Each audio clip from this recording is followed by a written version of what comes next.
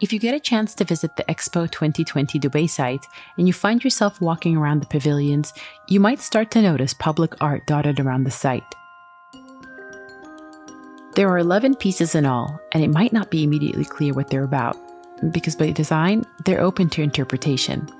Every artwork has a label, and every artwork's label describes what the artwork is and enables you to view it in the way the artist may have created it.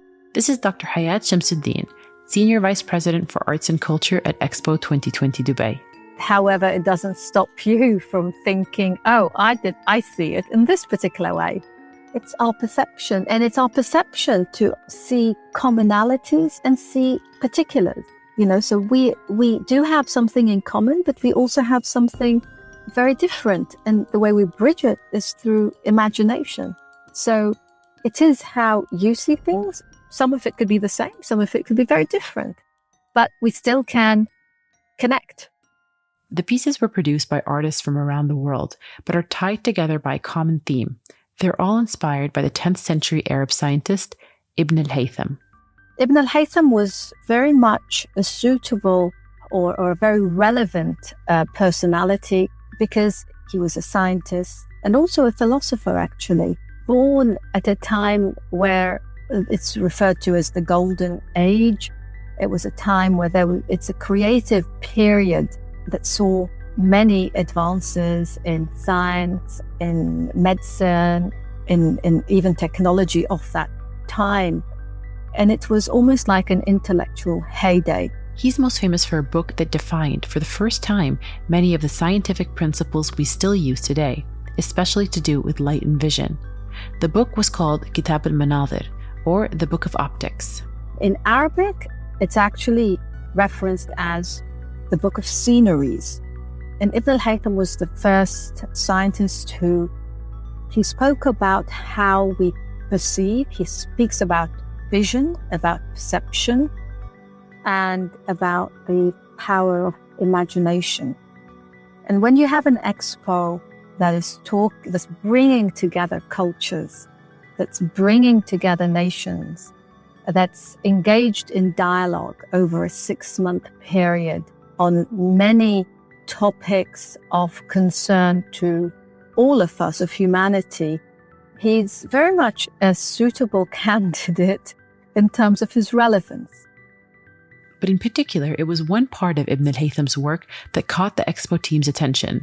He has a phrase in his Book of Sceneries that says, and I'll say it in Arabic here, إدراك الصورة الكلية يتشكل في الخيال, which means that a complete picture is created, understood through the power of imagination. So for us as people, me and you, how we can understand each other and how we can bridge our understanding for each other would be through the power of imagination. Today, we're going back in time to look at the story of Ibn al-Haytham, the public art program his work inspired, and how it hopes to integrate into the everyday life of District 2020 after the Expo is finished. I'm Noon Saleh, and this is Inside Expo, an official podcast of Expo 2020 Dubai, where history is being made.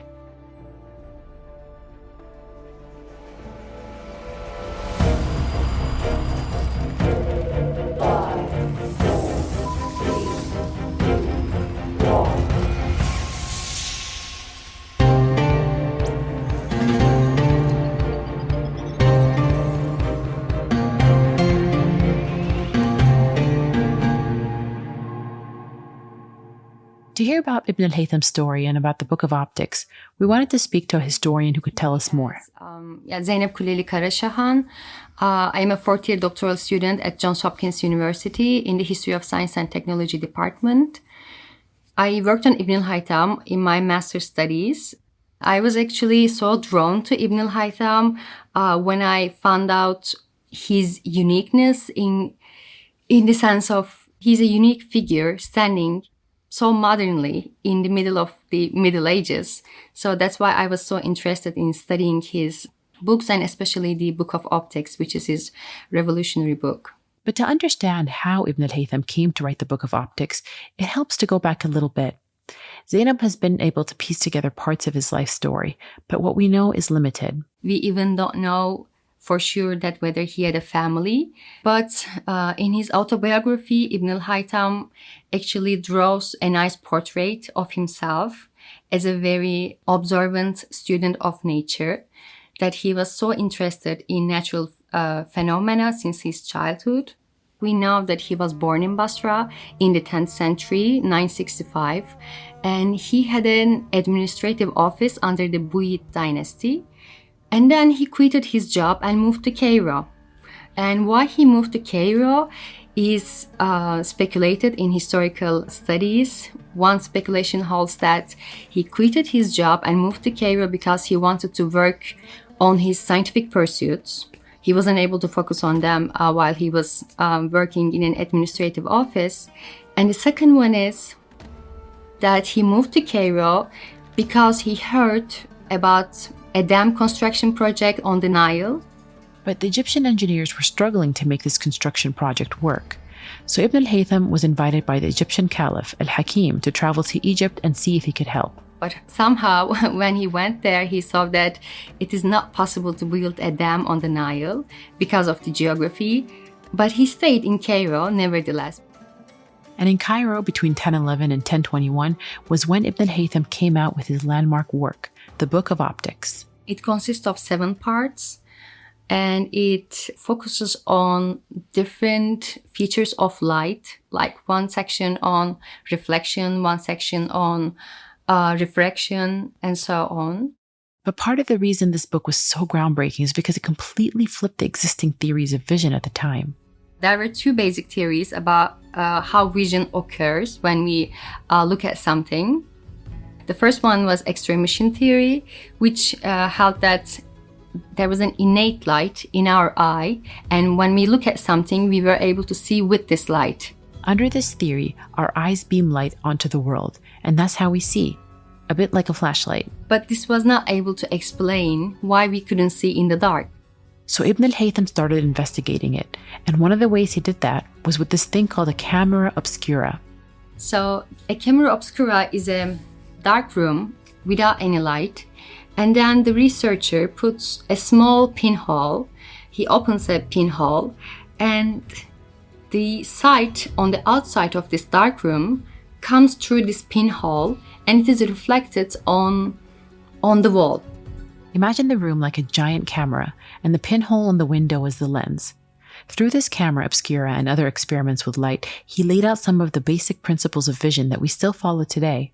So this book is so novel in its content, and also in its kind of rebellion to the authority, because he's all the time advising the researcher to be suspicious of the ancient authors and also be suspicious of himself.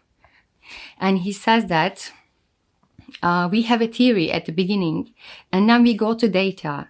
And if the data doesn't confirm it, we should go back and work on our theory again. But it was one particular idea laid out in the Book of Optics, that our perception of things is subjective, that 2 people could see the same object in totally different ways, that partly inspired the Expo 2020 public art program.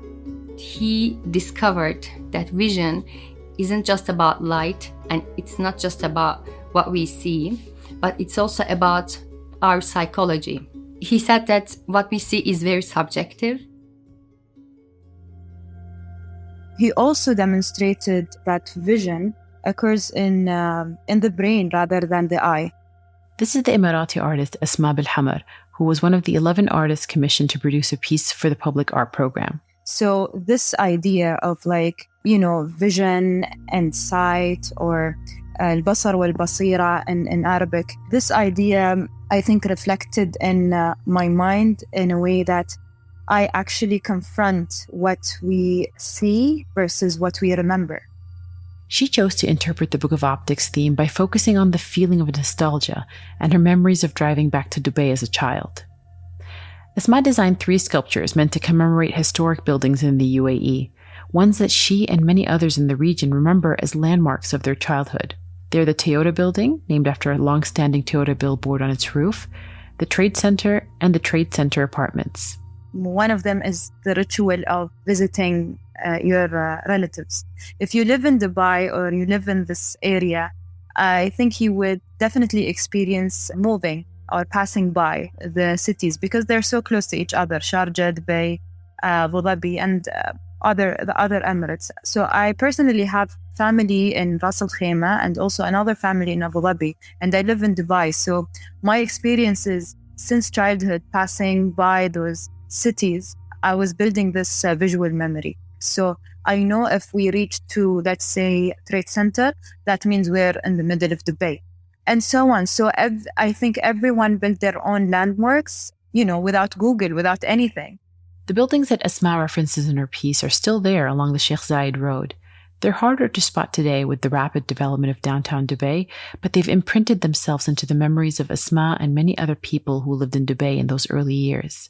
And the relationship between the UAE's urban landscape and the people who grew up watching it change has really started to manifest in other ways. Let's say early 2000, like we called few of our cousins nicknames that associates with like a specific building that was built that time. Like, for example, I have a cousin who's called Amar Metro because he was, the date of his birth is associated with when the Metro Dubai was launched. Well, it's very subtle but funny stories. And I do think that it brings those meaningful relation between us and also those projects. They're built, but then we are included. She told us that even in the materials used to create the sculptures, she tried to recreate the same nostalgic picture of those buildings that exists in her mind's eye. First, she constructed a steel skeleton to support the concrete and fiberglass that would make up the building's facades. And then basically pouring the concrete with fiberglass inside the mold and then basically sandwiching it with the steel structure. That is technically how it's done. But we're very happy with the process and the outcome. But instead of reflecting the building's real-life colors, she chose to use an earthy shade of brown. And I think that associated with the idea of rituals, when I mentioned that when you go and visit your relatives, mainly you go, most of the time you go for lunch, like, Friday lunch. And then when you come back to your hometown or your city, it will be around that time where it's beginning to sunset.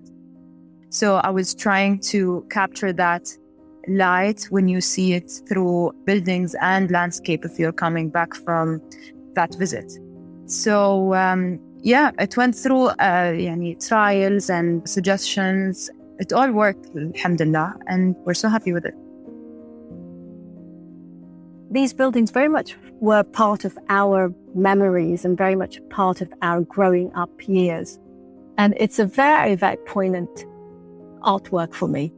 Maybe because I have grown up during that period and it really reminds me very much of that time. And I want to be reminded of that time. Of course, these buildings today have almost disappeared because they've been overtaken by other bigger achievements along the road and presence of other buildings. But for us, they were the beginning. And they're the beginnings of where we are today. Next year, when Expo 2020 Dubai wraps up and the site begins to evolve into District 2020, Hayat hopes that the artwork can provide the same sense of nostalgia for residents as the Trade Center or the Toyota building did for her in the 1980s. Once the Expo is over and the site converts into a residential, commercial, community city or a district, it's very much these 11 artworks will become sort of landmarks for the future. And I think they will be the landmarks of the future generations who will remember them and see them and remember a point in time, very much like, Asma's piece with the Trade Center. And I think every visitor to the Expo will have a favorite. Because people do, and the works will speak to different people in different ways, and they will relate to them in different ways. they will be part of people's memories, and they will be part of people's identity, and they'll be part of people's way of life. Children would be exposed to these pieces and would create their own imagination around them. Each piece has its own Google coordinates, which we'll link in the show notes. But if you're visiting the Expo site, there's a high chance you'll stumble across the work anyway. They can do both. They can stumble if they wish to. However, they've been placed very much along the circular inner road of Expo. We have the labels. If they choose to stumble upon one, immediately on that one label, they will be able to identify where the others are located. And immediately they can also locate them through the Google coordinates. And they really are right across the site. So, if you were to visit the Expo and only do a small part of the Expo, at each visit, because it's so large, then for sure you would come across one or two of the artworks, maybe 3 and 4, but they are all around, and each one takes you into an imaginary world that's very different from the other.